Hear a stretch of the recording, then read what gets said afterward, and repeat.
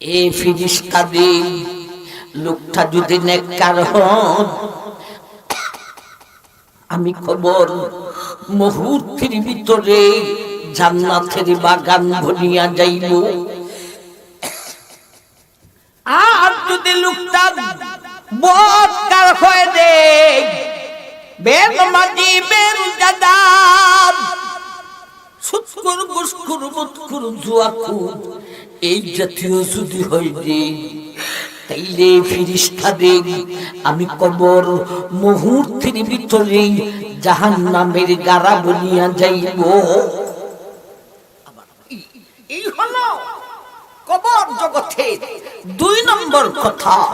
১ নম্বরে রূহে দেখে কথা বলে, ২ নম্বরে স্বয়ং কবরে কথা বলে, ৩ নম্বরে কবরে সাফ সৃষ্টি করবি, কবর জগৎ সাফ দিবে। আমার ভাই, কবর জগতে সওয়াল জবাব প্রশ্ন উত্তর আসেনি না, আসে না, আসে, আরেকটু পরে আসতেছে। আমার ভাই, ৩ নম্বরে কবর জগতে লোকটাকে সাফ দিব। কারে কারে সাফ দিব? বেঈমানকেও সাফ দিবে, মুসলমানকেও সাফ দিবে, নেককারকেও সাফ দিবে, বদকারকেও সাফ দিবে, বেনমাজিকেও সাফ দিবে, নমাজিকেও সাফ দিবে। কবরের সাফ দেখে কেউ বাঁচতে পারবে না। আমার ভাই, এক সময়ে নবীজি কতজন সাহাবায়ে কেরামকে নিয়া একটা জানাজায় গেলেন। মাই কবর খনন করা হয়েছে, সেই কবরের তীরে গিয়া নবীজি নিচের দিকে তাকায়ে বলেন, আহারে কবর, তুই তো লোকটাকে সাফ দিবে। সাহাবায়ে কেরাম বইলা উঠলেন, আল্লাহর রাসূল, এই লোকটা তো আপনার সাহাবী। তাই বলে কি কবরে আপনার সাহাবীকেও সাফ দিবে? নবী বলেন, হ্যাঁ, আমার সাহাবীকেও কবরে সাফ দিবে। এরপরে নবী বললেন, হ্যাঁ, কবরের সাফ থেকে যদি বাঁচত, আমার একজন সাহাবী ছিল ভাই, জলিলুল কদর, উঁচা লেভেলের একজন সাহাবী, সাদ ইবনে মুআয, যিনি খন্দকের যুদ্ধে শাহাদাত বরণ করেছিলেন। ও আমার ভাই, নবী বললেন, যদি কবরের সাপ থেকে বাঁচত, তাইলে আমার সাহাদ বাঁচত। অথচ আমার সাহাদ পর্যন্ত কবরের সাপ থেকে বাঁচতে পারে না। আমার ভাই, সাহাদ ইনি কত বড় পজিশনওয়ালা সাহাবী। ইনি শাহাদাত বরণ করার পরে ওনার শানে আল্লাহ রাসূল বলেছিলেন, হাযাল্লাযী তাহাররাকা লাহুল আরশু ওয়া ফুতিহাত আবওয়াবুস সামা ওয়া শাহিদা লাহু সাবউনা আলফাম মিনাল মালাইকাতি লাকাদ যাম্মাতান সুম্মা ফুরজিজা আনহু। নবী বলেছেন, ও আমার সাহাবায়ে কেরাম, হে মায়ার উম্মত রে, আমার সাদ ইবনে মুআয শাহাদাত বরণ করার পরে, ইন্তেকাল করার পরে আর আল্লাহর আরশ সাথে ফাইয়া খুশিতে হেলাধুলা শুরু করিয়াছিল, নাচা শুরু করিয়াছিল।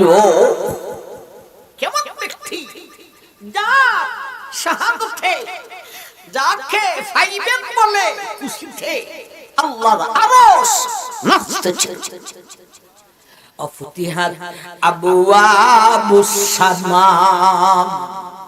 এ আমার উম্মত, আমার সাদের শাহাদাতের পরে সাতকে পাওয়ার জন্য ৭ আকাশের দরওয়াজা খুলে দেওয়া হয়েছিল।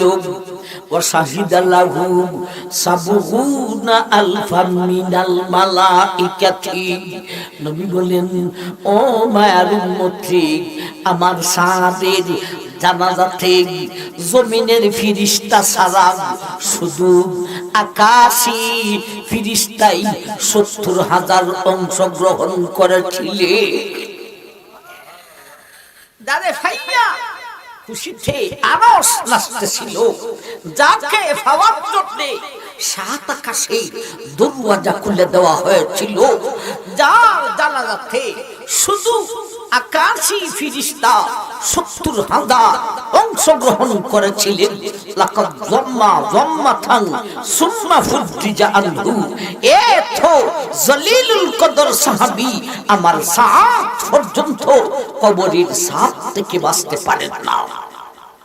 আমার ভাই, এই ওয়াজ যখন আম্মা আয়েশা রাদিয়াল্লাহু তাআলা আনহা নবীজি থেকে যখন এই ওয়াজ শুনলে, আবার ভাই আম্মা সাথে সাথে প্রশ্ন করলেন, একবার কোন সুবহানাল্লাহ। আম্মা যদি প্রশ্ন না করতেন আমরা উত্তর পাইতাম কই থেকে।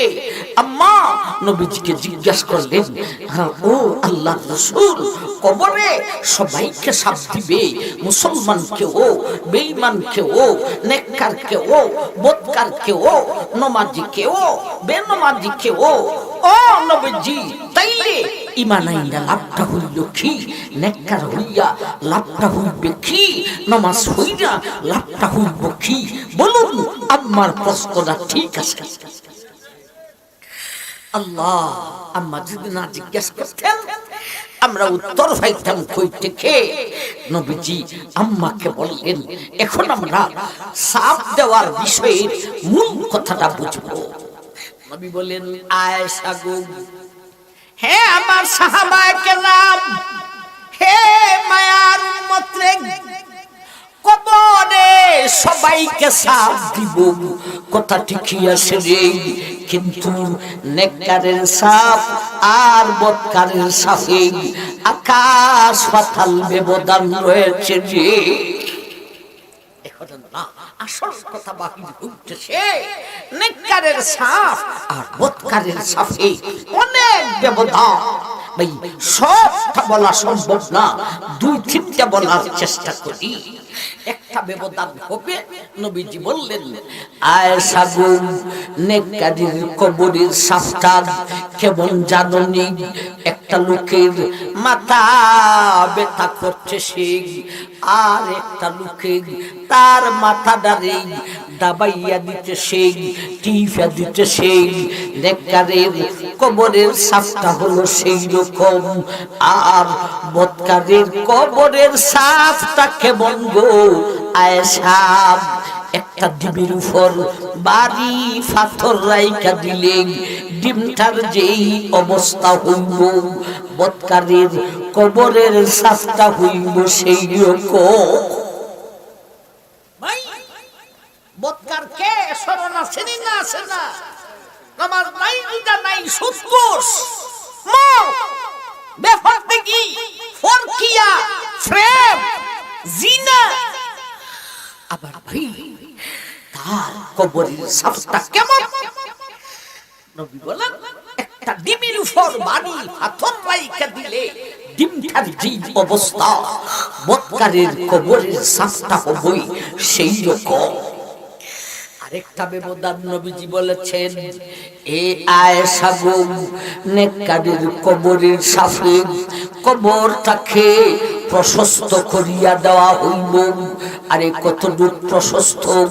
নবীজি নিজেই বলেছেন, মামাদ্দা বাসারিহি, কতটুক প্রশস্ত রে। নবী বলেন, মায়ার উম্মত, তুমি গ্রাম থেকে বাহির হয়ে মাঠের দিকে, হাওরের দিকে তাকাইলে তোমার চোখের দৃষ্টি যাইবে যতটুক নেককারের কবরের সাপে তার কবরটাকে প্রশস্ত করিয়া দেওয়া হইবে ততটুক। আর এ বদকার রে, বদকারের কবরের সাপে বদকারের কবরটাকে সংকীর্ণ করিয়া দেওয়া হইব। কটা বললাম ব্যবধান? দুইটা। আরেকটা কইতা, ও ভাই, নেককার হইলেও একটা মানুষ নেককার, তথাপিও তার কিছু গুনাহ আসেনি না, আসে না? গুনাহ নাই নবীদের, ওনারা মাসুম ওনারা গুনাহ করেনি নাই। আর সাহাবায়ে কেরাম হলেন মাগফুর, যদিও গুনাহ করেছেন আল্লাহ সাহাবী মরণের আগেই এই গুনাহ আল্লাহ মাফ করিয়া দিয়েছেন। বর্তমান পরিস্থিতিতে আমাদের দেশে একটা রাজনৈতিক দল আছে, আমার ভাই, এরা কয় সব নবীর দোষ আছে, এমনকি আমরা নবী বিশ্ব নবীরও দোষ আছে, গুনাহ আছে। আবার বাংলার জনগণকে ডাকতেছে আমরা একমত হইব, আমরা একমত হইব, আমরা একমত হইব। একমত তোমার সাথে আমরা কিভাবে হইব? নবীর গুনাহগার আবার কষ্ট একমত করতে তোর মত নিয়ে তুই থাক, তোর সাথে আমরা এক হব। আমার ভাইজান আগে লিখিত দেও আমাদের কাছে, এই সমস্ত আকীদা নাই, তারপরে আমরা যুদ্ধ করব। আবার ভাইজান আল্লাহু আকবার। 3 নম্বর কবরের সাথে ব্যবধানটা আমার ভাই নবীজি বললেন, হে আয়েশা গো, ও আমার উম্মত রে, বদকারীর কবরের সাথে তার কবরটাকে এত সংকীর্ণ করিয়া দেওয়া হইব, যার কারণে ওই বদকারীর বুকের একদিকের হাড্ডি আরেক দিকের হাড্ডির মধ্যে এইভাবে প্রবেশ করিয়া লইব।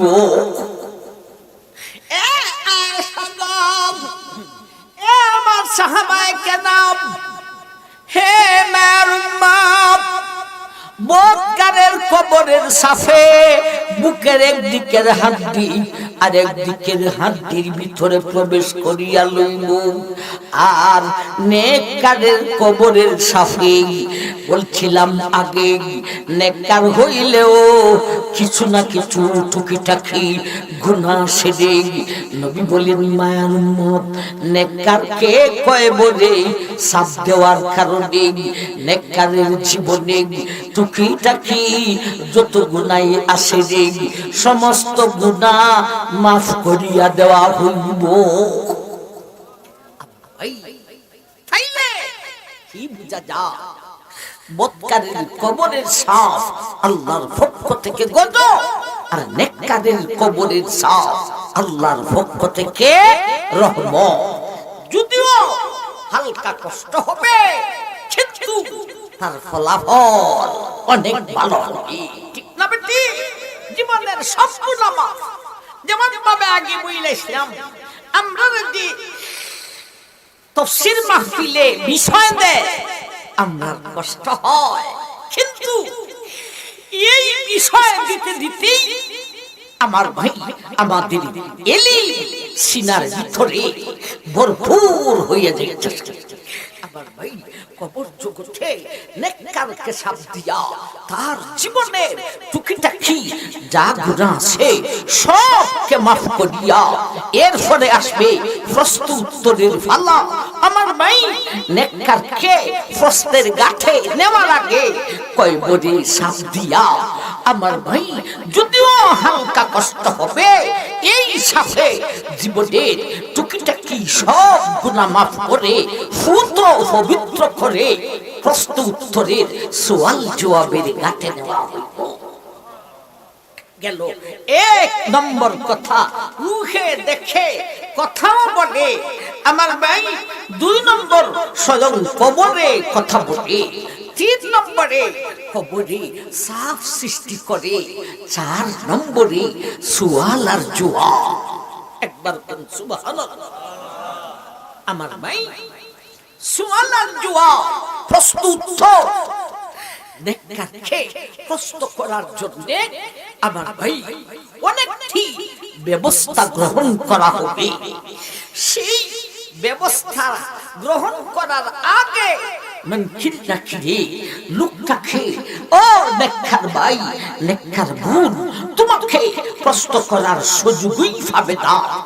নেককারকে প্রশ্ন করতে গিয়া প্রশ্নের আগে কতগুলি ব্যবস্থা গ্রহণ করা হবে, আর বদকারকে প্রশ্ন করতে গিয়া একটা ব্যবস্থাও গ্রহণ করা হবে না।